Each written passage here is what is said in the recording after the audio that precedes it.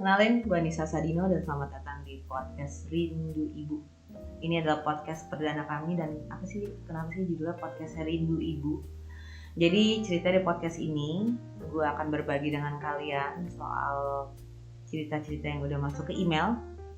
Yang kebanyakan cerita-ceritanya itu merupakan isi hati kalian, apa yang kalian rasain sama orang tua kalian, terutama ibu kalian gitu. Dan apa yang kalian rasain ini tuh belum sempat tersampaikan atau mungkin kalian sulit mengungkapkannya juga dikarenakan mungkin kalian bertengkar dengan mama atau mama sudah tiada atau memang ya gengsi aja sih ngomongnya, padahal sih nggak ada apa-apa gitu.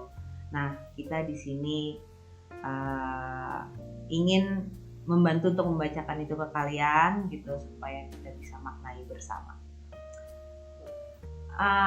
Biasanya anak-anak yang menginjak umur 20 tahun itu tuh lagi pengen banyak tahu gitu, pengen tahu ini itu, pengen pelajarin ini itu, pengen nyoba ini itu, pokoknya semua dicoba.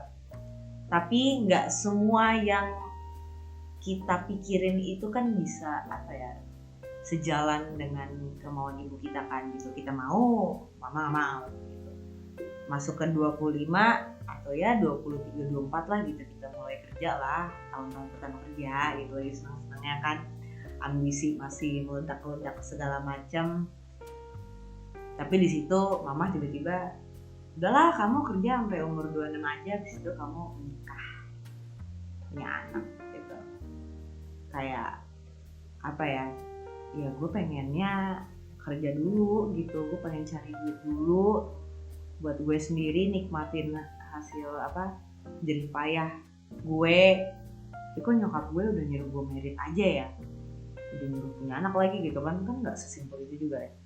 Nah biasanya tuh umur 20 tahun ya, umur 20 tahun awal-awal gitu, kayak kita pengen nyobain semua hal gitu. Ya dulu gue juga gitu, gue pengen nyoba semuanya, gue pengen ngejar karir, punya mimpi, cita-cita yang kayaknya beyond banget gitu, kayaknya orang kayak gue nggak bisa deh, ternyata bisa gitu.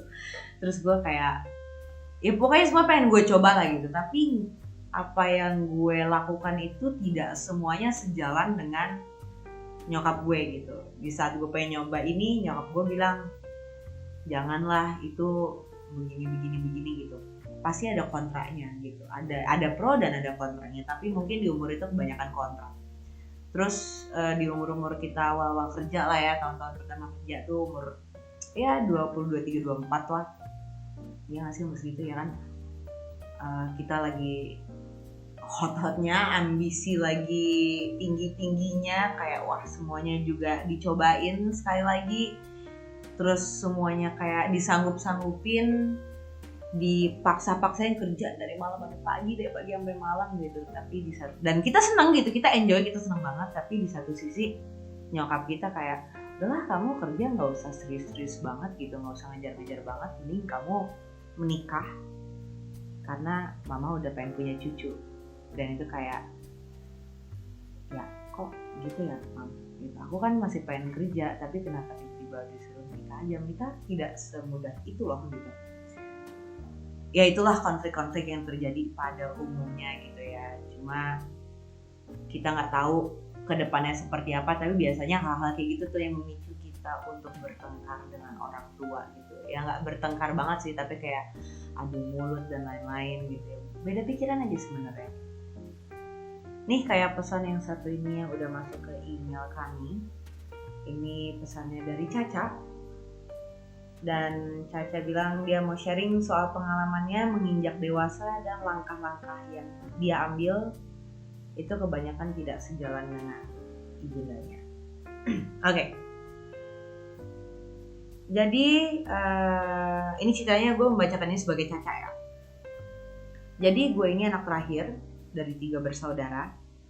Kakak gue dua-duanya cowok dan sudah menikah. Dan gue sebagai anak terakhir harus rela gak dapet masa kejayaan nyokap bokap gue, yang membuat gue harus mengalah dengan keadaan ekonomi yang gak stabil kayak sekarang ini. Ya anak terakhir biasanya kayak Adek gue tuh yang paling kecil tuh sering bilang, gue anak terakhir cuma dapet apesnya doang nih, padahal belum dapet apes ya. Malah enak sebenarnya anak terakhir kan biasanya manjain. Setelah gue lulus SMA, bokap gue pensiun dan tadinya bokap mau buka usaha dari uang pesangonnya. Tapi kehendak berkata lain karena bokap gue kena musibah,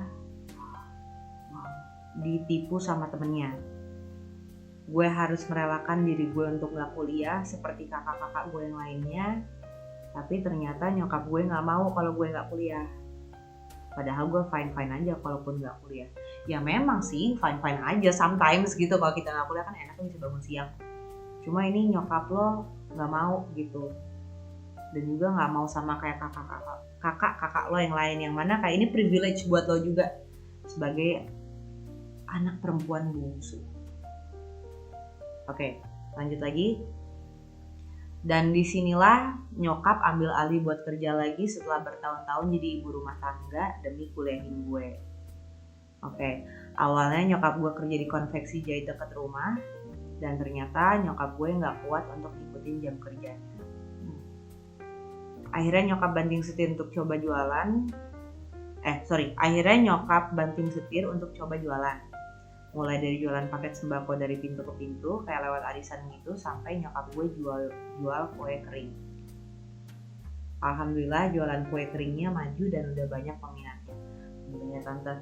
Nah ini kayak namanya ibu ngelihat anaknya mungkin sedih karena karena masalah nggak kuliah deh gitu, ngelihat anaknya sedih karena apa, kayak pasti pengen mengusahakan yang terbaik gitu, sampai mamanya kerja di konveksi jahit, terus jualan paket sembako, jualan kue-kue kering. Itu kan walaupun kayak kita dengernya gampang ya, itu kan jualan doang gitu, tapi kan ini dia yang bikin juga. Itu adalah sebuah effort yang gede gitu dari seorang ibu lah, hanya untuk ngekuliahin anaknya gitu.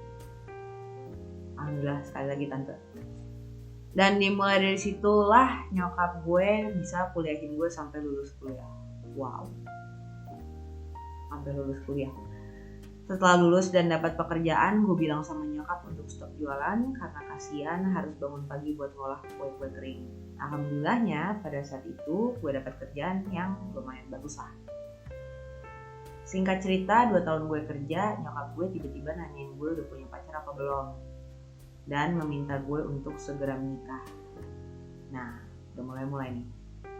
Waktu itu nyokap masih membiarkan gue untuk milih laki-laki idaman gue sendiri kalau emang gue punya pacar. Sampai akhirnya 5 tahun gue kerja, belum ada nih cowok yang datang ke rumah atau gue bawa ke rumah. Konfliknya udah kelihatan nih dari sini. Kalau di saat kita kerja terus-terusan tapi kayak kok masih sendiri aja sih gitu. Nah, itu tuh yang pasti jadi pertanyaan utama semua orang tua. Oke, lanjut lagi. Dan ada di mana waktu itu gue pulang kerja lagi rebahan bareng nyokap nanya ke gue, kurang lebih pertanyaannya kayak gini, Dek, kalau kamu mama jodohin aja gimana? Terus gue jawab, apa sih Ma, aku tuh masih kecil, masih nikmatin kerja, terima gaji, dan main sama teman-teman aku. Jujur, gue bete banget di situ. Nyokap gue ada banget nih kepikirannya buat jodohin gue. Dan gue selalu ngerasa gak siap kalau ngebahas soal pernikahan.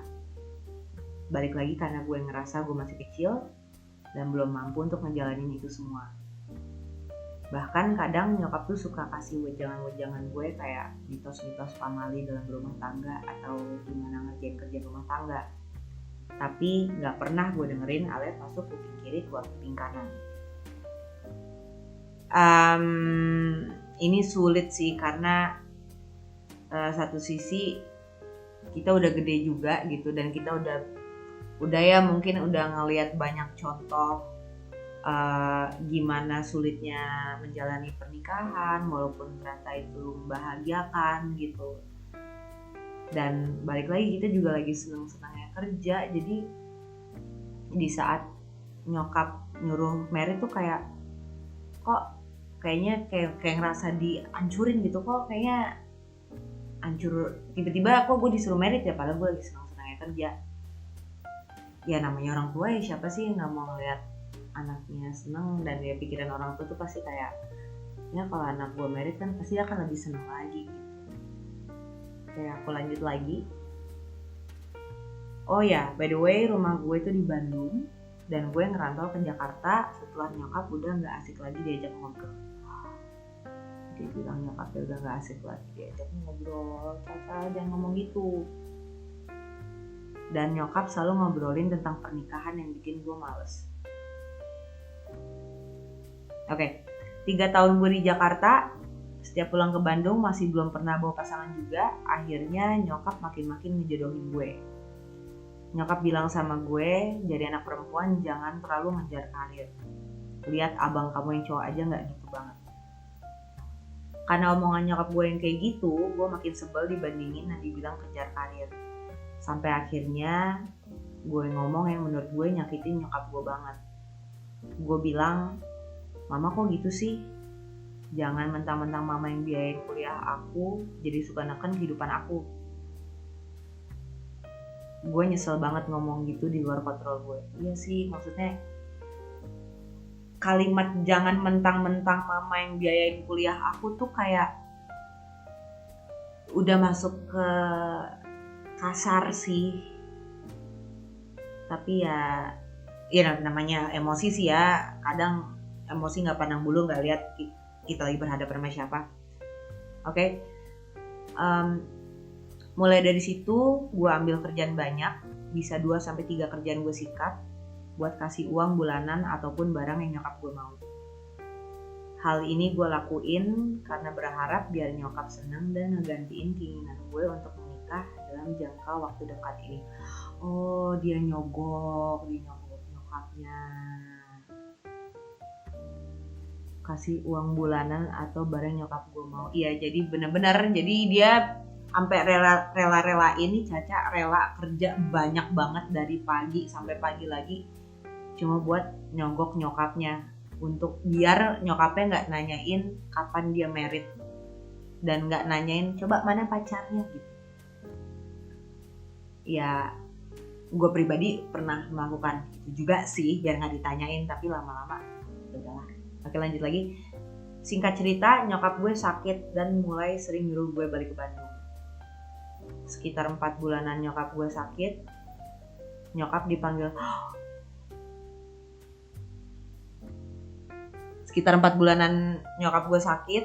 nyokap dipanggil sang kuasa dalam kondisi gue belum mengabulkan keinginan dia untuk menikah. Ini berat sih.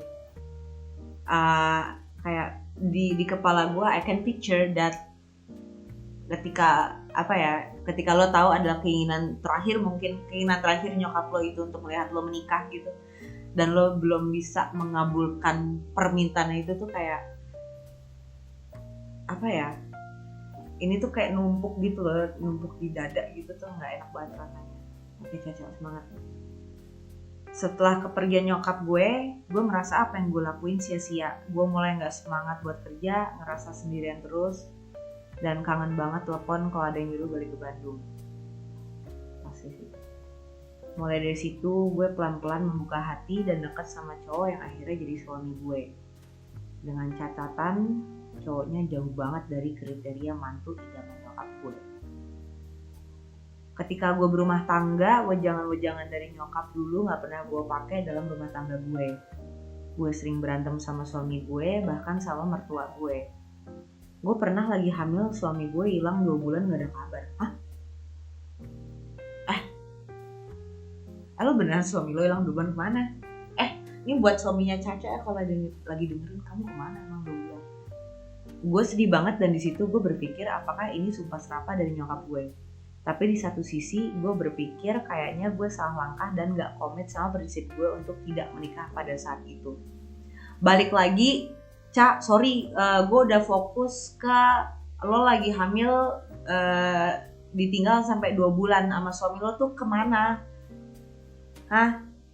Dia kerja di hutan, gak ada sinyal, telepon harus pakai telepon satelit gitu, maksudnya ke jauh-jauh pedalaman Borneo. atau kemana, atau handphonenya hilang, jatuh, dicopet, nggak tahu, lupa jalan pulang gitu, nggak masuk di akal sih. Tapi lo masih nikah ya sama suami lo sampai sekarang ya. Kalau dia membaik sih good for you. Sekarang hidup gue kayak hamba banget, kayak dapat kutukan dari apa yang pernah nyokap gue kasih tau waktu itu. Dan percaya deh guys, walaupun raga nyokap lo nggak ada, tapi doa dan wejangannya terus mengalir. Pasti. Dan gue sekarang sedih plus kangen banget sama nyokap. Andai waktu bisa diputar kembali, gue mau nikah saat nyokap ada dan gak ngebangkang sama semua wejangannya. Oke. Thank you buat Caca sudah berbagi ceritanya sama gue, sama kami untuk dibacain. Dan baca cerita lo itu kayak apa ya, satu sisi emang susah untuk apa ya, untuk milih gitu, apakah ngikutin saran dari orang tua atau ngikutin kemauan kita sendiri gitu kan, kayak ngejar karir yang tadi gitu. Tapi sebelum aku lanjut nih, peluk jauh dulu buat Caca, turut berduka cita juga atas meninggal mama, walaupun ini udah bertahun-tahun lalu. Dan juga balik lagi ke cerita yang tadi, yang namanya orang tua kan pasti juga mau ngeliat yang terbaik ya buat anaknya gitu. Kalau menurut dia menikah itu adalah jawaban terbaik untuk membuat Caca bahagia, ya itulah apa yang dia pikirin saat itu gitu. Tapi menurut Caca yang terbaik buat aku adalah kerja, mengejar ambisiku dan lain-lain gitu ya. Harusnya itu harus ada ngobrol bareng sih gitu, jadi Caca sama mama gitu. Atau mungkin buat yang lain yang ngedengerin, gak cuma Caca dan mama doang, kalau kalian lagi bentrok kayak gitu ya, ngobrol bareng, diskusi bareng gitu, kamu sama mama gitu, enaknya gimana, ini gimana. Dan kalau misalkan ada masalah sama cowok kan juga bisa curhat kan ke mamanya gitu kan, curhatin aja gitu. Balik lagi kan mama kan udah 20 tahun mungkin hidup lebih lama dari kita ya, bertahun-tahun lah, jauh lebih lama, dan pasti pengalamannya juga jauh lebih banyak dong gitu. Mungkin dia bisa kasih kita masukan gitu, gimana cara ngadepin cowok yang begini, begitu, begini dan begitu, karena dia udah pernah ngerasain dulu atau pernah ngeliat juga dulu gimana gitu. Satu sisi juga itu kan bisa mempererat hubungan sama mamah ya gitu. Dan juga